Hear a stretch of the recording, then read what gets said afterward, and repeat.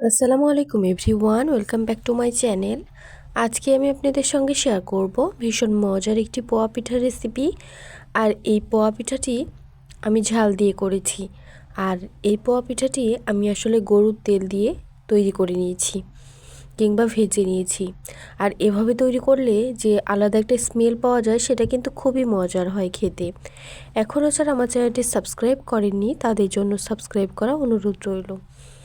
এ পর্যায়ে পোয়া পিঠাটি তৈরি করার জন্য ঝাল পোয়া পিঠা বলতে পারেন, আমি একটা পেঁয়াজ বেটে নিয়েছি সামান্য আদা রসুন বাটা, এবং নিয়েছি কয়েকটা কাঁচামরিচ বেটে নিয়ে সবগুলো উপকরণ দিয়ে দিচ্ছি।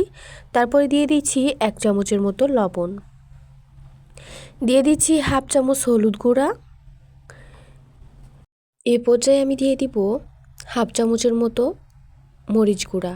আমি শুকনো মরিচের গুঁড়াটা ব্যবহার করেছি, আপনারা চাইলে স্কিপও করতে পারেন। দিয়ে দিচ্ছি সামান্য পরিমাণ গরম মশলার গুঁড়া,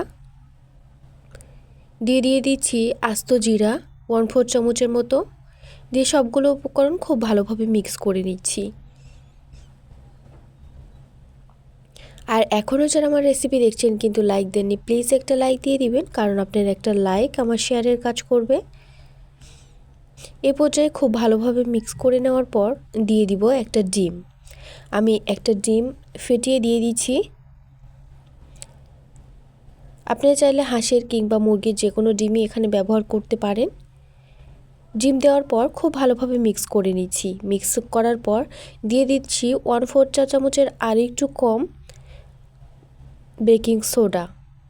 খুবই অল্প পরিমাণ দেওয়ার চেষ্টা করবেন, কারণ বেকিং সোডার আলাদা একটা স্মেল থাকে, এই জন্য খুবই অল্প পরিমাণ দেবেন, তাহলেই কিন্তু হবে। আর খুব ভালোভাবে মিক্সিংগুলো করে নেবেন, তাহলে আপনার পোয়া পিঠাটা একদমই ফুলকো হবে আর খেতে অনেক বেশি মজার হবে। এ পর্যায়ে খুব ভালোভাবে মিক্স করে নেওয়ার পর দিয়ে দিচ্ছি চালের গুঁড়া। আমি এখানে 1 কাপের মতো চালের গুঁড়া ব্যবহার করেছি। আমি অল্প অল্প করে দিয়ে আস্তে আস্তে মিক্স করে নিব। আপনাদের যতটুকু লাগবে কিংবা ডিমের সাইজ যতটুকু হবে, কিংবা আরও একটু দিতে পারেন, কারণ পরবর্তীতে আমি গরম পানি দিয়ে খুব ভালোভাবে মেখে নিব। এ পর্যায়ে খুব ভালোভাবে মিক্স করে নেওয়ার পর আমি খুব ভালোভাবে মিক্স করে নিচ্ছি। অনেক সময় নিয়ে এটা মিক্সিং করতে হবে, তাহলে কিন্তু পিঠাটা ফুলকো হবে আর খেতে অনেক বেশি মজার হবে। দিয়ে দিচ্ছি আরও একটি চালের গুঁড়া। এভাবে আস্তে আস্তে করে চালের গুঁড়া মিক্স করলে একদম বেশি হয়ে যে কতটুকু চালের গুঁড়া মিক্স করা হচ্ছে। এ পর্যায়ে খুব ভালোভাবে এভাবে মিক্স করতে থাকবো একটু সময় নিয়ে। মিক্স করার পর দিয়ে দিব এখানে একদম গরম পানি। আমি ফুটন্ত গরম পানি দিয়েছি। দিয়ে আপনারা হাত দিয়ে যদি মেখে নিতে না পারেন, তাহলে কিন্তু কোনো চামচের সাহায্যে মিক্স করে নিতে পারেন। তবে এই মিক্সিংটা কিন্তু খুবই ভালোভাবে হতে হবে আর একটু সময় নিয়ে মিক্স করতে হবে। যতক্ষণ পর্যন্ত আঠা আঠা না হয়, ততক্ষণ পর্যন্ত পানি অ্যাড করা যাবে না।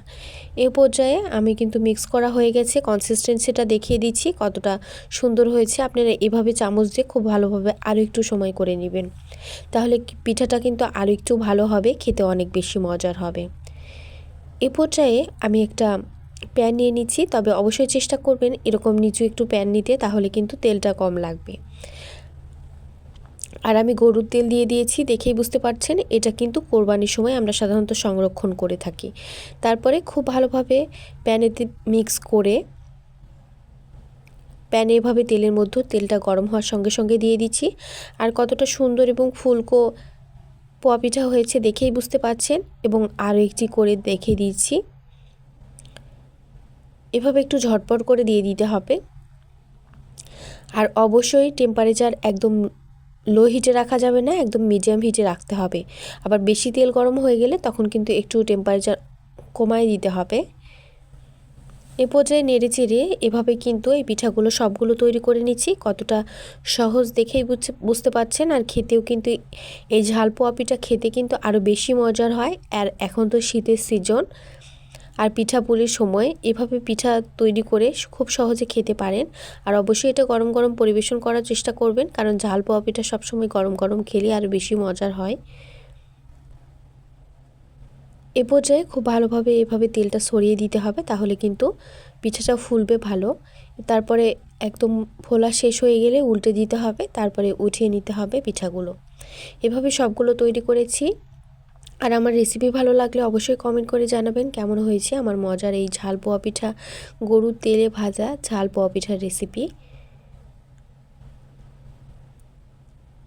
এ পর্যায়ে আবারও উঠিয়ে নিয়ে দেখিয়ে দিব কতটা সুন্দর এবং লোভনীয় হয়েছে। আর আমি আসলে ভেতরটা দেখিয়ে দিব কতটা ফাঁপা হয়েছে, আর খেতেও হয়েছে মাশাআল্লাহ অনেক মজার। আর আমার রেসিপি ভালো লাগলে অবশ্যই চ্যানেলটি সাবস্ক্রাইব করবেন এবং পাশে থাকা বেল আইকন ক্লিক করবেন। এতক্ষণ যারাই আমার সঙ্গে ছিলেন তাদেরকে জানাচ্ছি অসংখ্য ধন্যবাদ। এ পর্যায়ে আমি দেখিয়ে দিচ্ছি কতটা ফাঁপা এবং কতটা সুন্দর হয়েছে পিঠাটি, খেতে হয়েছে অনেক মজার। আর এতক্ষণ যারাই আমার সঙ্গে ছিলেন অসংখ্য ধন্যবাদ জানিয়ে আজকের মতো বিদায় নিচ্ছি। আল্লাহ হাফেজ।